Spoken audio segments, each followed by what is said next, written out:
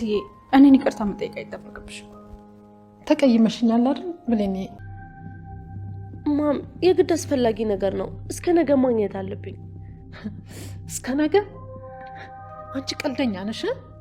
ወንድሜ ታስሯል። በዛ ላይ ስንት ያልነገርኩሽ ጣጣ አለብኝ። እባክሽ ማም በጣም ያስፈልገኛል ብሩ። ቃል እኔ አልችልም።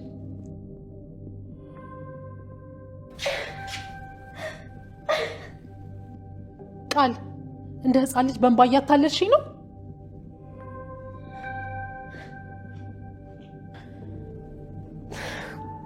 ቆይ ምንድን ነው ማደርገው? ኪታባ ያምጥቼ ነው አፏን ማዘጋው። እዚህ ከመጣሽ በቃ ሁሉንም ነገር ነው የምትናገረው። ብሌኔ ሰላም ልጅ መሆኗን ራሱ ወይኔ ጉዴ።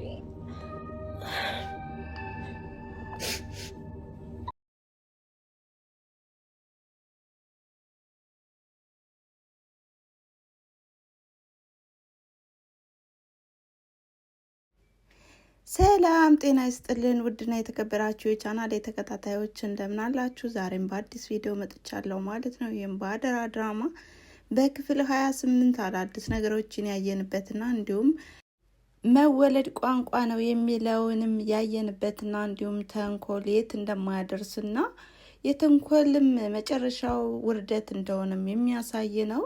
መወለድ ቋንቋ ነው የሚለውን በወይዘሮ ገነት ወይም በብሌን አሳዳጊ ያየነውና የተመለከትነውም ነው። በተለይም አሁን ላይ የምታደርጋቸው ነገሮችና እንዲሁም ለብሌን ብላ ወደ እስር ቤት ለመግባትም የወሰነችው ባልወለደቻት ልጅ ምን ያህል ከልቧ የመነጨ ፍቅር እንዳለም የሚያሳይ ነው። በጣም የሚያጓጓና እንዲሁም መጨረሻው ምን ይሆን የሚል ድራማ ነው ማለት ነው። እኛም በጉጉት እየጠበቅ ነው እና እንዲሁም ዘና ፈታ እያልንበትም እንገኛለን።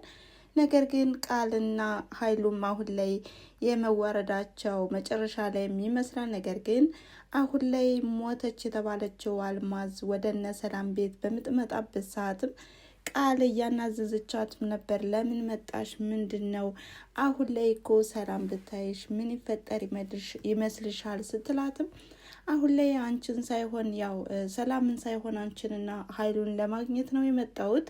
ደግሞ ብሩን ስላላስገባችሁልኝ ልክ እንደ ጅል ስላያችሁኝም አሁን ላይ ልካችሁን ለማሳየት ነው የመጣሁት በማለትም ነው የመጣችው። ነገር ግን አሁን ላይ ቃልና አልማዝ በተፋጠጡበት ሰዓትም ሰላም ወጥታለች ማለት ነው። በዚህም ከማን ጋር ነው የምታወራው በዚህ ሰዓት? ያውም በዚህ ሰዓት ምንድን ነው በማለትም በግርምት ነበረ ቁማ እየተመለከተቻቸው ያለችው።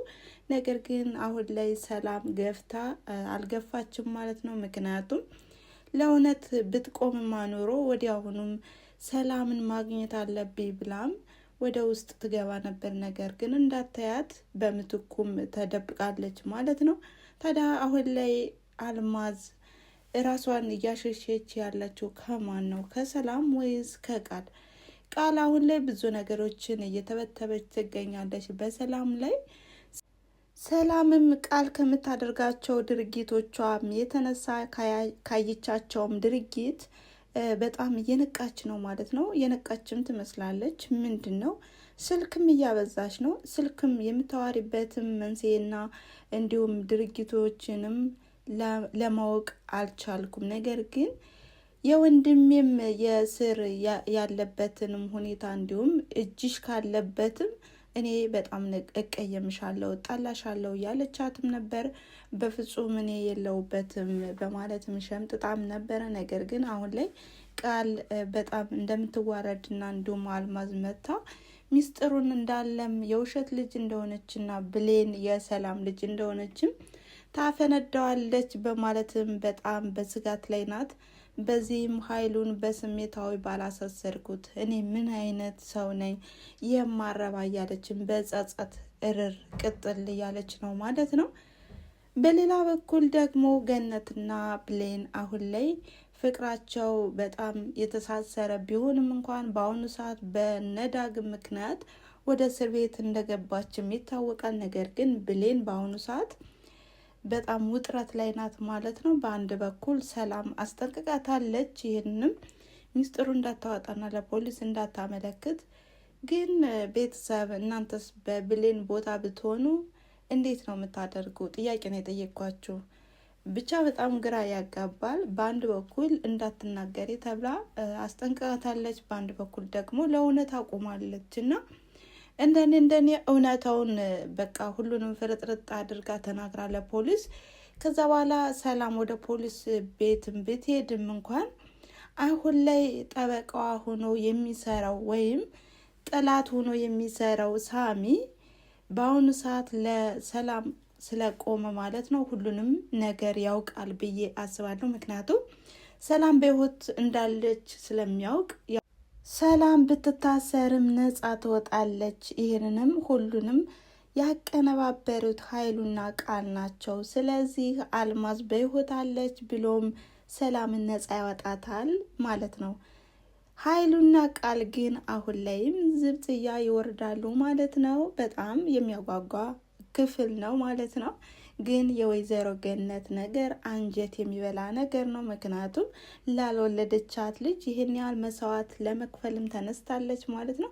ሌላኛው የዳጊና የብሌን ግንኙነት አሁን ላይ ዳጊ በጣም እያዘንና እየተከዘ ነው። እንግዲህ ገነት እንደታሰረችና ምንም እንደገጠማት አያውቅም። ነገር ግን በአሁኑ ሰዓት ብሌን የራቀችው ብሎ የሚያስበው በሰላምና በቃል ጉዳይ ነው ማለት ነው። እና የሆነውን የተፈጠረውን ስላላወቀ አሁን ላይ ለምን ትርቀኛለች እያለም እንግዲህ በጣም እያዘነና እያለቀሰ ይገኛል ማለት ነው። በመጨረሻም እንግዲህ አሁን ላይ ሳሚና ብሌን የሚገናኙበት አጋጣሚ ይኖር ይሆን ወይስ እንዴት ነው? በአሁኑ ሰዓት ቃልም በራሷ ውጥረት ላይ ናት ማለት ነው። ሳሚን ለማገዝ እንግዲህ ብዙ ነገር ተፍተፍ እያለችንም ነበረ። ምክንያቱም ዳጊን ለራሷ ለማድረግ ብሌንና ሳሚን ለማገናኘትም ብዙ ስበቦችን በመደርደር ለማገናኘት እየጣረችም ነበር። አሁን ላይ ግን የሳሚና የብሌን መገናኘት ትንሽ ክፍተት ይሆናል ማለት ነው። ምክንያቱም ዳጊና ብሌን አሁንም ወደ ፍቅራቸው ይመለሳሉ ብዬ ተስፋ አድርጋለሁ። አንድ ሌላ ነገር ያስታውስኩት ነገር በባለፈው ክፍል እንግዲህ አቶ ኃይሉ ወይዘሮ ገነትን እያስፈራራትም ነበረ። በሚያስፈራራበት ሰዓትም ወዲያውኑ በድንገት ፖሊሶች መጥተውም አቁመውትም ነበር። በዚህም ወዲያውኑ ኃይሉ የሚቀጣበትንና ሊተኩሰው የነበረውን መሳሪያም ከወይዘሮ ገነት አልጋ ላይ ነው ጥሎት የሄደው።